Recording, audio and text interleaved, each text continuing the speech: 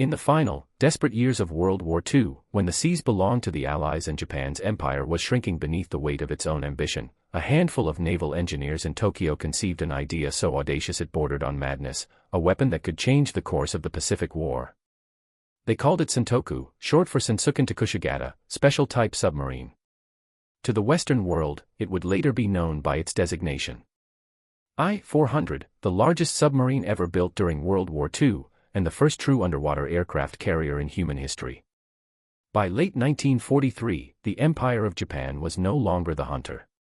Its navy, once the terror of the Pacific, had been crippled by the loss of carriers at Midway and the attrition of its fleet in the Solomon Islands.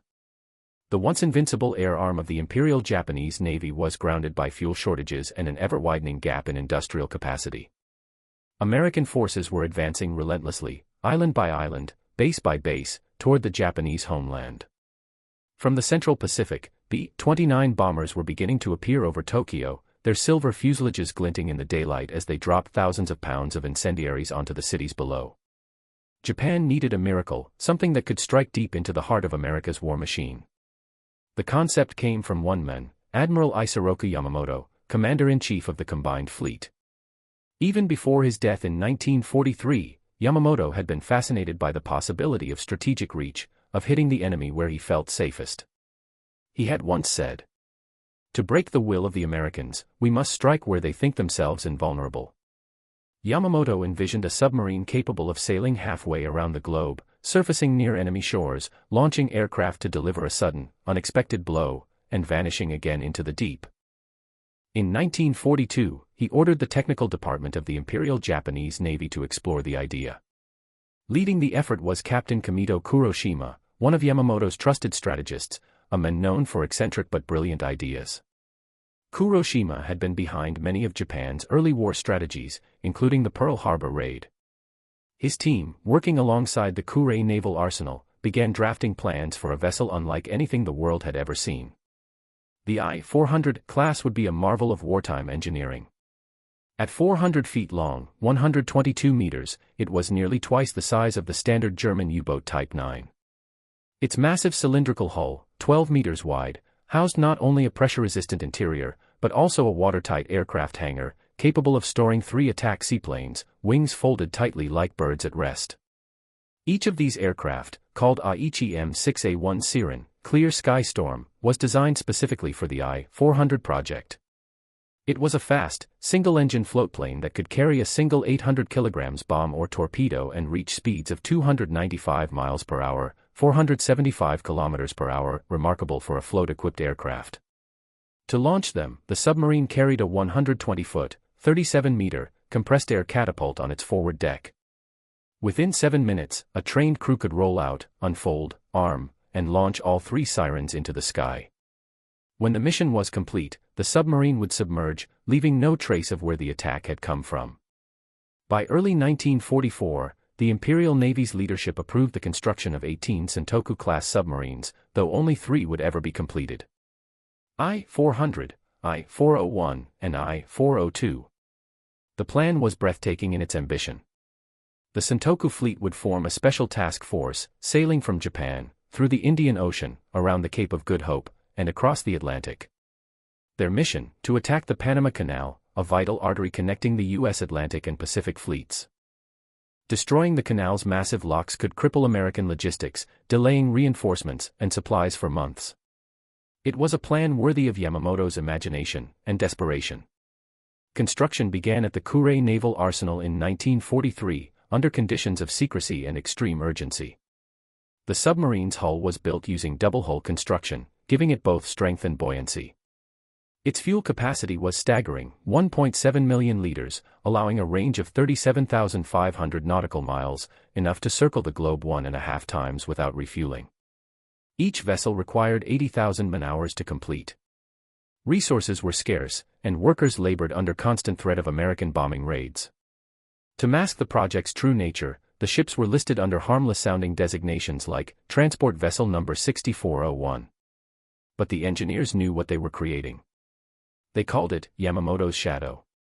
The I-400 was both advanced and flawed.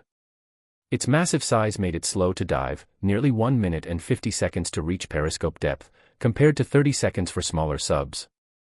Its surface speed, powered by four 1,680 horsepower diesel engines, reached 18.7 knots, respectable for its bulk. Submerged, however, it was sluggish and noisy, easy prey for sonar. Yet it carried 8 torpedoes, a 140mm deck gun, and a forest of anti-aircraft cannons. Its silhouette on the surface resembled a whale bristling with steel. Inside, conditions were brutal.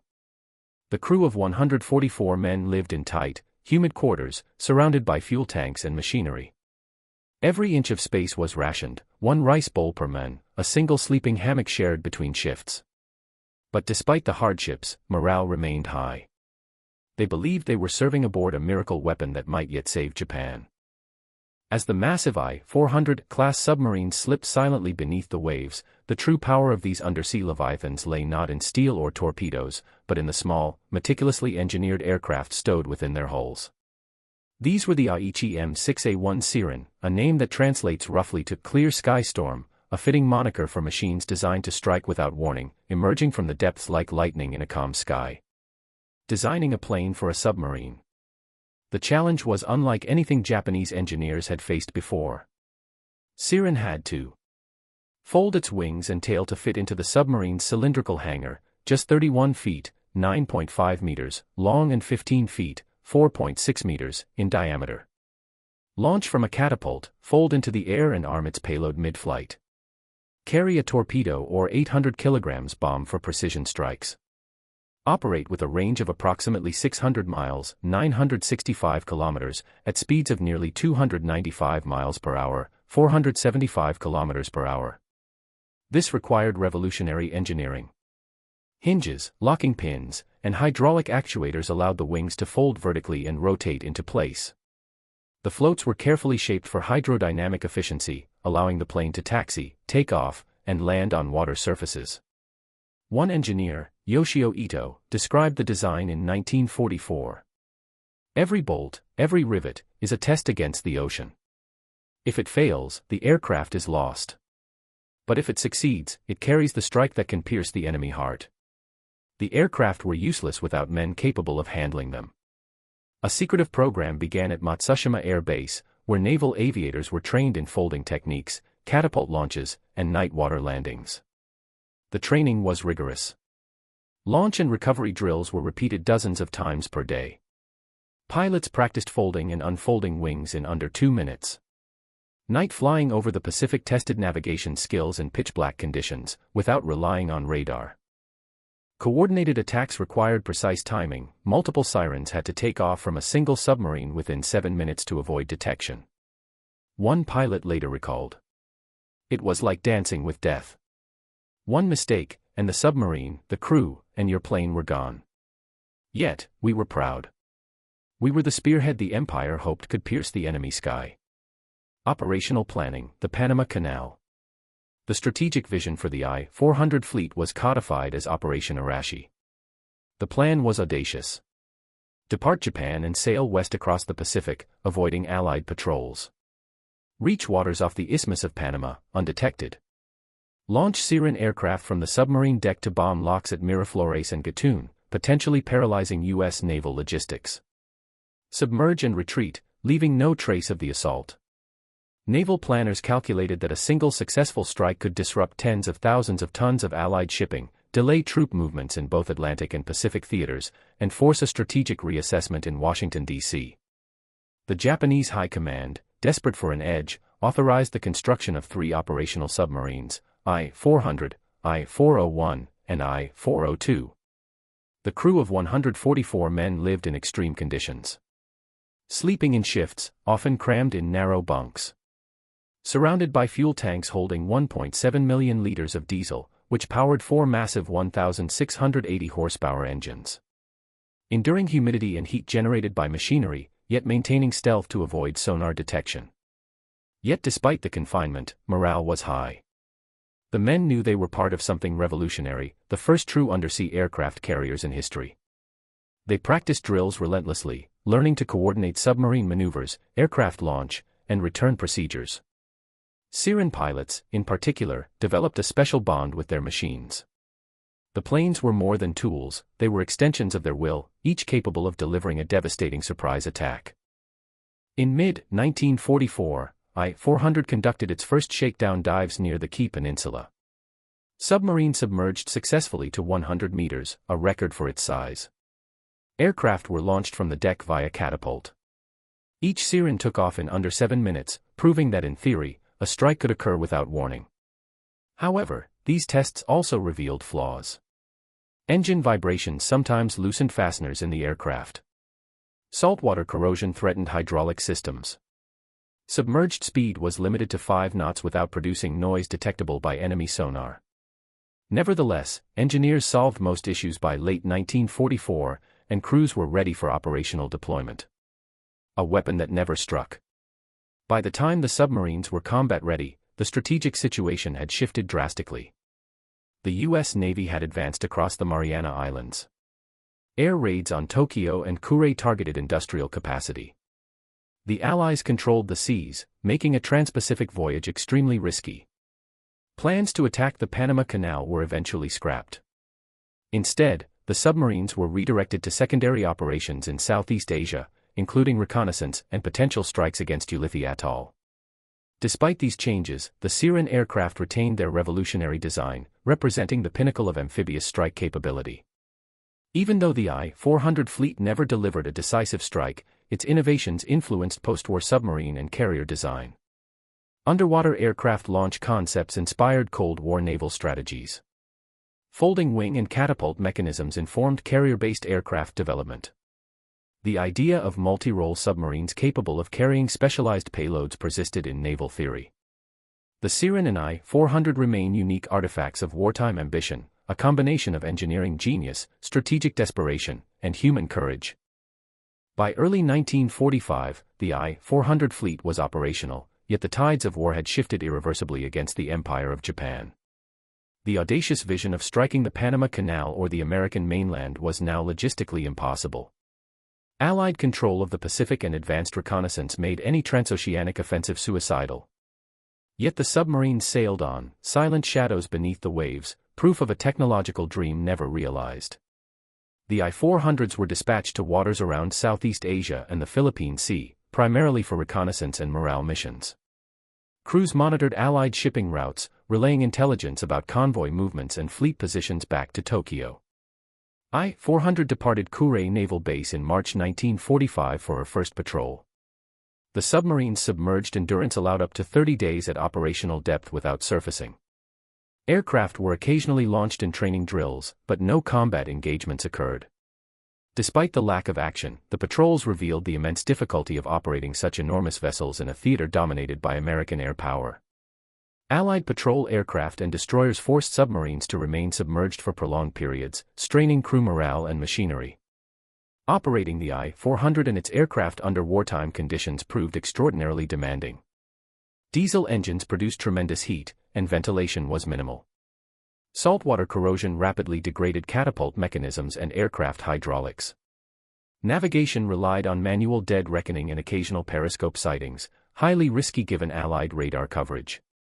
The complex folding mechanisms of the Seiran aircraft required precise handling, mistakes could render planes useless. One officer noted in his log, "Every day beneath the waves is a battle with physics and fatigue.